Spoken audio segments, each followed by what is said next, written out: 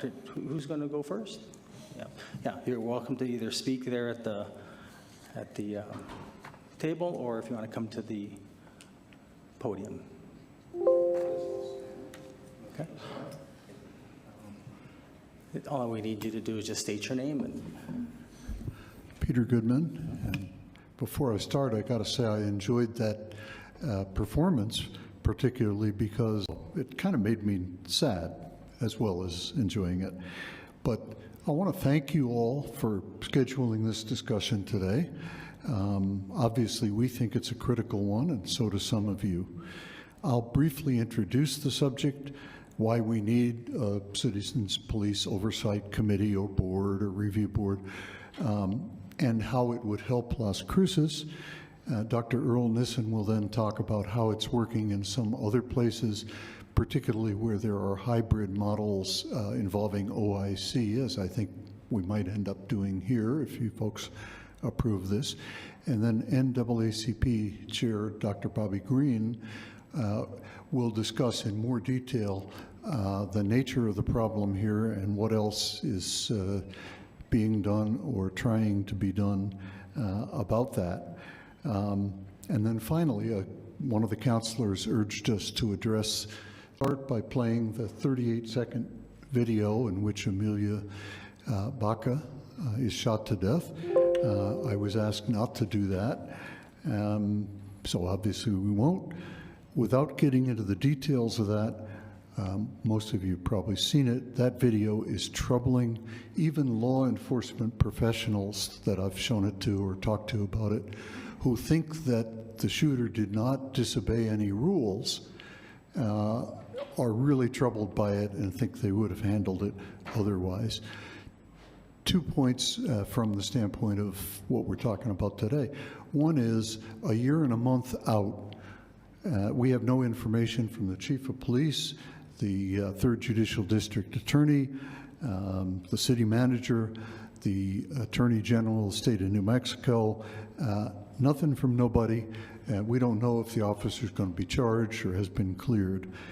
But the other point is that if the Las Cruces Police Department's training and internal rules insulate the shooter from discipline, the public should understand that and understand why, and a CPOC or board would be looking into helping make that clear, but also into helping to improve those rules and training.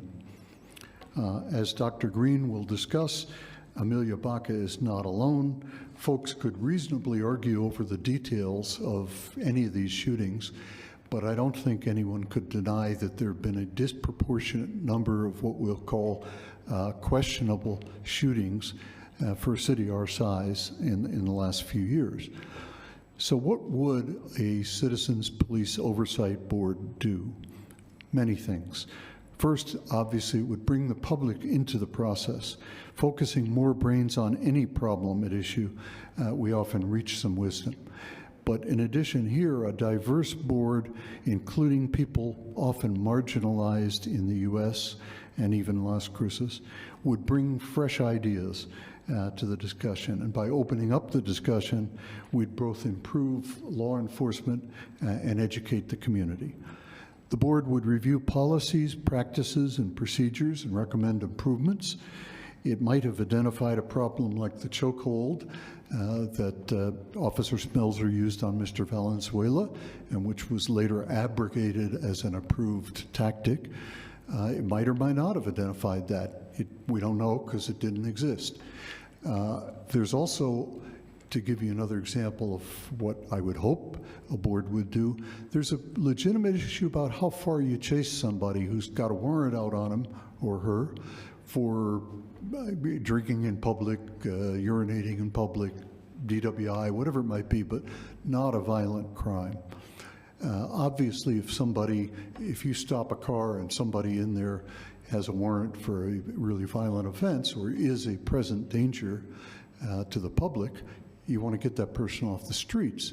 But if it's somebody for some non-violent, certainly non-capital offense, maybe you chase the person, but at some point, let him go. Don't get into a fight, a big argument or a chase that could endanger bystanders, the police officer, and/or the victim. So that kind of decision, which the chief of police gets to make, the public also has an interest in, because we could be bystanders. We could be suspected wrongly of something. Or my great-grandson, who is of color, could be running from some warrant that doesn't mean anything and get in a fight with the police and be dead. So there are those kinds of issues that it would address. CPOC or board would also enhance police communication with the public.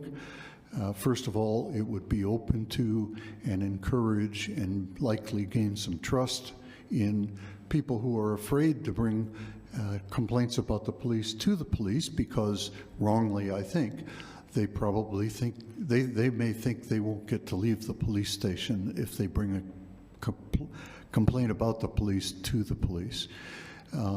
It also would help explain the police. There are a lot of situations where somebody in law enforcement does something that doesn't make sense to a bystander, but actually is what that person has to do in that situation. CPOC would not only help communicate that to the public, but help be believed by the public. Evidence from other cities indicates that crime rises when there are well-publicized incidents, such as we've had, of police violence or alleged police violence. If a board could limit those at all, that would not only help with our public treasury, but might help reduce violence against the police, make them less of a target, encourage more people who are witnesses to cooperate. Further, officers who are aware that a board may be taking a look at what they've done, even in minor incidents, and see complaints, they may tend to conform their conduct to the rules a little more consistently. We're not wedded to the language of the proposed ordinance. There's room for tinkering. These councils, as Dr. Nissen will be saying, work in many, many cities. They've dealt with the same kinds of problems we would have to hear, whether you call it a commission or a board. We need one. Only a couple of points seem essential, and after I mention them, I'll sit down and let Earl take over. But first is that the board or commission get all documents, not just what the police chief chooses to send. Secondly, that it's a diverse board with no one unduly biased against either the police or any ethnic group. Bottom line, and I'll be brief on this because I think that Dr. Green's going to address it more fully. What we're doing is a spectacular failure, whether you count by dead people, by corpses, or by huge settlements where the city didn't even like its position enough to even think about going to trial.